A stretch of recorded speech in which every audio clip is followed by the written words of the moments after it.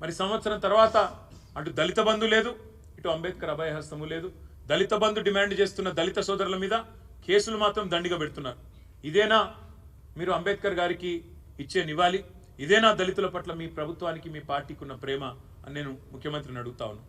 అదే మాదిరిగా కేసీఆర్ గారు కేవలం మాటలకు పరిమితం కాలేదు. డాక్టర్ బాబాసాహెబ్ విద్యతోనే వికాసం వస్తుంది, వికాసంతోనే విజ్ఞానం పెరిగి సమాజంలో సమానత్వం వస్తుంది అని నమ్మిన మహానుభావుడు. అందుకే వారి పేరు మీదే doctor Babasaheb Ambedkar overseas scholarship పేరిట వేలాది మంది విద్యార్థులను 7,000 మంది పైచిలుకు విద్యార్థులను, తెలంగాణ బిడ్డలను, దళిత బహుజన వర్గాలకు సంబంధించిన బిడ్డలను విదేశాలకు పంపింది తెలంగాణ ప్రభుత్వం కేసీఆర్ గారి నాయకత్వంలో. ఇవాళ ఆ పిల్లలు రెండవ ఇన్స్టాల్మెంట్ కూడా రాకుండా మా ప్రభుత్వం మొదటి ఇన్స్టాల్మెంట్ ఇస్తే ఈరోజు రెండవ ఇన్స్టాల్మెంట్ కోసం దేశ విదేశాల్లో అల్లాడుతున్న విషయం మీకు కనీసం తెలుసా? నేను అడుగుతా ఉన్నా. వారిని ఎందుకు పట్టించుకోవట్లేదు? విద్యార్థుల ఉన్నత విద్య, విదేశాల్లో వారు అభ్యసిస్తున్న విద్య తెలంగాణ సమాజానికి, భారతదేశానికి ఉపయోగపడదా? వారి ఉద్ధరణకు, దళిత ఉద్ధరణకు, బహుజనుల ఉద్ధరణకు ఉపయోగపడదా అని నేను అడుగుతా ఉన్నా. అదే మాదిరిగా విద్యతోనే వికాసం వస్తుందని కేసీఆర్ గారు నమ్మి బహుజన పిల్లల కోసం తెలంగాణ రాష్ట్రంలో, భారతదేశంలో ఎక్కడా లేని విధంగా 1000 పైచిలకు గురుకుల పాఠశాలలు పెడితే ఇవాళ ఆ గురుకుల పాఠశాలల్లో 48 మంది పిల్లలు చావుల పాలైనారు. మేము ఆ విద్యార్థులను మా ప్రభుత్వంలో ఉన్నప్పుడు ఎవరెస్ట్ శిఖరాన్ని ఎక్కిస్తే మీరు ఆ పిల్లల్ని పాడెనెక్కిస్తూ ఉన్నారు. మరి మేము ఈ గురుకులాలు బాగుపడాలి, అందులో చదువుతున్న లక్షల మంది పిల్లల భవిష్యత్తు బాగుండాలి అనే ఆలోచనతో ఏర్పాటు చేసిన గురుకులాలను నిర్లక్ష్యం చేయడమే మీరు అంబేద్కర్ గారికి ఇచ్చే నివాళ మేము అడుగుతా ఉన్నాం. మా పిల్లలు, మా బీఆర్ఎస్ విద్యార్థి విభాగం పిల్లలు గురుకుల బాట బట్టి వారం రోజులుగా గురుకులాలు తిరుగుతూ ఉన్నారు. అక్కడ నెలకొని ఉన్న స్థితిగతులు మా బీఆర్ఎస్ విద్యార్థి విభాగం ఆధ్వర్యంలో కనుక్కొని రాష్ట్ర ప్రభుత్వ దృష్టికి రాబోయే శాసనసభ సమావేశాల్లో, శాసన మండలి సమావేశాల్లో తేవాలే, సమాజం దృష్టికి తేవాలే, ప్రభుత్వం మీద ఒత్తిడి పెంచాలే, ప్రధాన ప్రతిపక్షంగా మా పనిచేయాలని మేము ఆ పనిలో నిమగ్నమై ఉన్నాం. మరి ఎందుకు గురుకుల బాటను అడ్డుకుంటున్నది నీ ప్రభుత్వం? పోలీసులతో, అధికారులతో మా ఆర్ఎస్ ప్రవీణ్ కుమార్ గారి మీద కేసు పెట్టించును నేను అడుగుతా ఉన్నా. మా విద్యార్థి నాయకుల మీద కేసులు పెడతా ఉన్నారని నేను అడుగుతా ఉన్నా. సమాజంలో జరుగుతున్న దోపిడీని అడ్డుకొని మీరు చేస్తున్న అన్యాయాలను ప్రశ్నించినందుకేనా నిన్న మా నాయకులు మొత్తం మా గౌరవ ఎమ్మెల్యేలందరినీ ఎక్కడికక్కడ అరెస్ట్ చేసి దాదాపు 16-17 గంటల పాటు నిర్బంధించడమేనా మీరు అంబేద్కర్ గారికి ఇచ్చే నివాళని మేము అడుగుతా ఉన్నాం. ఇవాళ చివరిగా నేను ఈ కాంగ్రెస్ పార్టీని అడిగేది ఒకటే.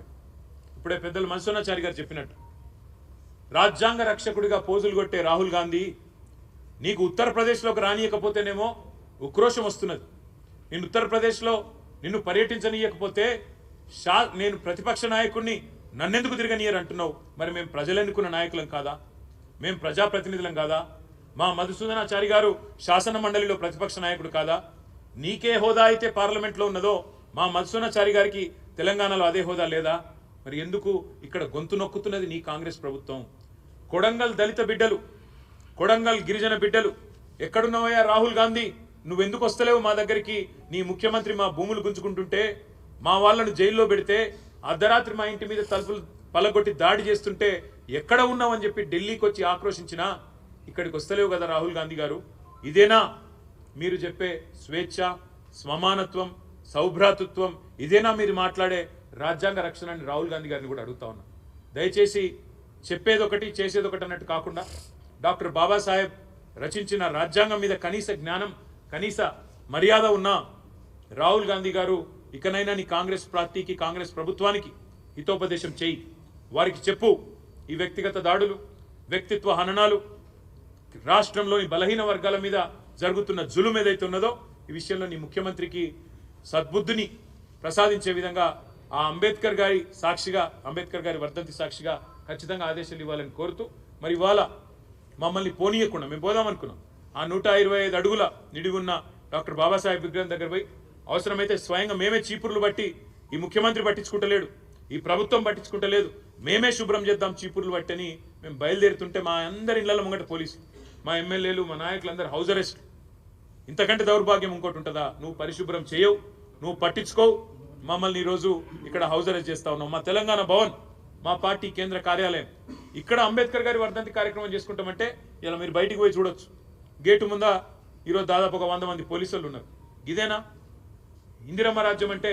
మీరు చెప్పిన ఇందిరమ్మ రాజ్యం ఇదేనా? ఎమర్జెన్సీ రోజులను తలపించే విధంగా ఎక్కడికక్కడ పోలీసులతో గొంతు నొక్కే ప్రయత్నం చేయడమే మీరు చెప్పిన ఇందిరమ్మ రాజ్యమా అని నేను అడుగుతా ఉన్నా. చివరిగా ఈ రాష్ట్ర ప్రభుత్వానికి చెప్పేది ఒకటే, కేసులు ఎన్నైనా పెట్టుకోండి, ఏం చేసుకుంటారో చేసుకోండి, మా నాయకుల మీద మీరు ఏం చేసినా పర్వాలేదు.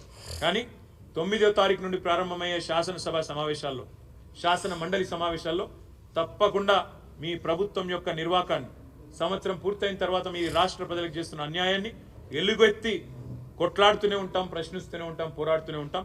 వెనక్కి తగ్గే ముచ్చటనే లేదనే మాట మళ్ళొకసారి తెలియజేస్తూ మీ అందరికీ ధన్యవాదాలు.